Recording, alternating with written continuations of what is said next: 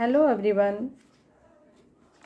बच्चों, जैसा कि हम लोग जानते हैं कि हम लोगों ने यूनिट 1 से चैप्टर 4 जिसमें वैकल्पिक बाल देख रेख, ये चैप्टर जो है समाप्ति की ओर है। इनमें कुछ प्रश्न अभ्यास के प्रश्न हैं जिन्हें आज हम लोग सॉल्व करेंगे। इसके पूर्व हम लोग ये एक बार जान लें कि इस टॉपिक में हम लोगों ने किन किन चीज़ों को जाना। तो सबसे पहले हम लोगों ने बच्चे की आवश्यकताएं, जिसमें उनके भोजन, वस्त्र और मकान की व्यवस्था, शारीरिक सुरक्षा, वृद्धि तथा विकास, इन सब चीज़ों के बारे में जाना। साथ ही कुछ देख रेख क्रियाओं में शारीरिक प्रयास की आवश्यकता होती है, जबकि दूसरों में ध्यान, कल्पना तथा प्रेरणा की आवश्यकता होती है।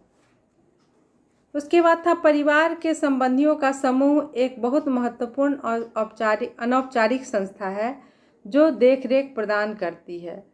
हम लोग बाल देख रेख के अंतर्गत परिवार के द्वारा बच्चों की देखभाल के बारे में भी अध्ययन किया था। महिलाओं की आर्थिक आवश्यकताओं तथा पारिवारिक दायित्वों एवं बच्चों के स्वास्थ्य की देखरेख, पोषक, सामाजिक विकास तथा समाजीकरण की आवश्यकताओं का मिलान होना चाहिए ताकि दोनों ही कार्य सुचारू रूप से हो और किसी का भी असर एक दूसरे पर न हो। और फिर बालवाड़ी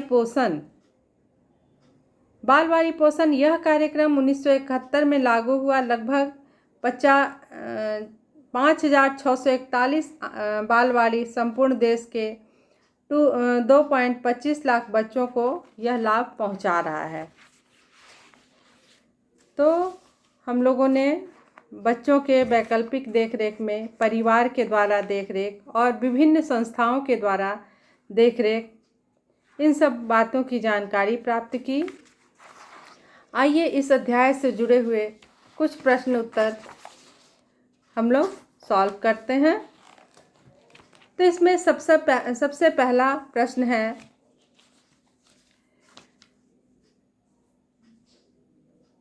शिशु सदन क्या है? ठीक है, शिशु सदन क्या है? तो शिशु सदन एक ऐसी संस्था है जहां कुछ शुल्क देकर सुबह से शाम तक बच्चों की देखभाल की जाती है, जिसमें छोटे बच्चे से लेकर 4 से 5 वर्ष के बच्चों को रखा जाता है। अच्छे शिशु सदन में प्रशिक्षित कर्मी द्वारा बच्चों की देखभाल की जाती है। कुछ लोग निजी व्यवसाय के रूप में घर में भी शिशु सदन खोल लेते हैं। कुछ लोग अपने व्यवसाय के रूप में ये शिशु सदन का इस्तेमाल करते हैं ताकि कुछ आर्थिक लाभ हो सके और घर बैठे वो बच्चों की देखरेख भी कर सकें। फिर है दूसरा प्रश्न है, ICDS का पूर्ण रूप क्या है? क्या है? ICDS का पूर्ण रूप। ये जो प्रश्न है ये बिहार स्कूल एग्जामिनेशन बोर्ड 2009 के परीक्षा में पूछा जा चुका है। तो हम लोग देखते हैं ICDS, इसका पूर्ण रूप तो इंटीग्रेटेड चाइल्ड डेवलपमेंट स्कीम, इसे हम लोग समेकित बाल विकास योजना के नाम से भी जानते हैं। नेक्स्ट है, देख रेख क्रियाओं में क्या सम्मिलित है?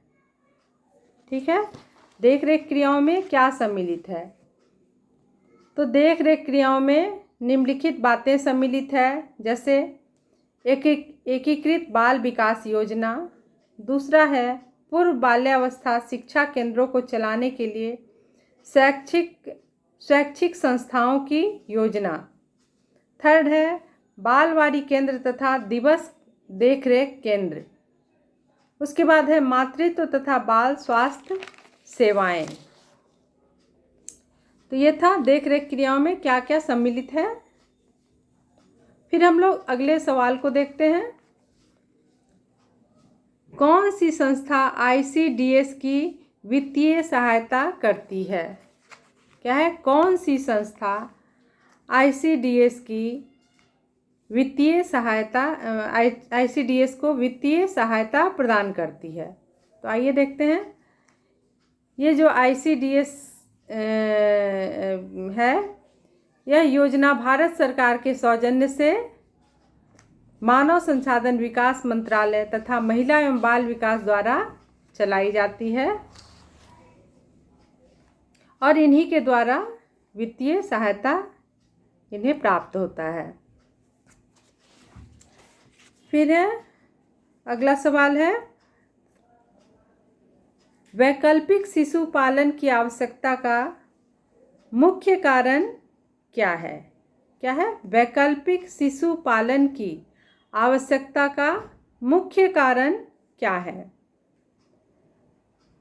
तो आंसर होगा इसका, वैकल्पिक शिशु पालन की आवश्यकता का मुख्य कारण निम्नलिखित है।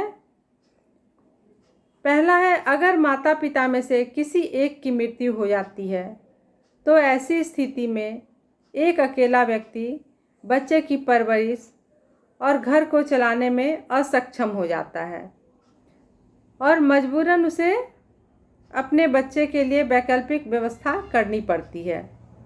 इसी प्रकार से अगर माता पिता के बीच तलाक की स्थिति हो जाती है, तब बच्चों को रखने की समस्या आती है, तो वैसी स्थिति में भी बच्चों के लिए ये वैकल्पिक व्यवस्था ढूंढी जाती है। फिर है, माता पिता अगर दोनों नौकरी करते हों, माता पिता अगर दोनों ही जॉब में हों, तो ऐसी स्थिति में बच्चे के लिए वैकल्पिक देखरेख करना आवश्यक हो जाता है। ठीक है। फिर हम लोग अगला क्वेश्चन देखते हैं। पास पड़ोस का बालक पर प्रभाव कुछ पंक्तियों में लिखें। यानी जब हम वैकल्पिक देखरेख के रूप में अपने बच्चे को आसपास में छोड़कर या पड़ोसी के पास छोड़कर जाते हैं, तो उनके विषय में कुछ बातें लिखनी है। तो सबसे पहले, हमारे पास पड़ोस में कितना भी अच्छा संबंध क्यों ना हो, लेकिन अगर हमें अपने बच्चे को छोड़कर जाना है तो ये विकल्प तो बहुत अच्छा है, बच्चे को बहुत प्यार मिलता है, लेकिन ये जो व्यवस्था है ये अस्थाई व्यवस्था नहीं है। यह कुछ दिनों तक ही चल सकता है, क्योंकि उस परिवार के जितने भी क्रियाकलाप हैं या बच्चों के या पड़ोसियों के रहन सहन, उनकी सभ्यता संस्कृति, सारे चीज़ बच्चे को प्रभावित करते हैं। तो अभी हम लोगों ने देखा कुछ प्रश्नोत्तर, ये था अति लघु उत्तरीय प्रश्न, जिसके अंतर्गत हम लोगों ने कुछ प्रश्नों को सॉल्व किया। आज के लिए इतना ही। फिर अगले वीडियो में हम लोग लघु उत्तरीय प्रश्न इनके कुछ प्रश्न को हल करेंगे। Thank you.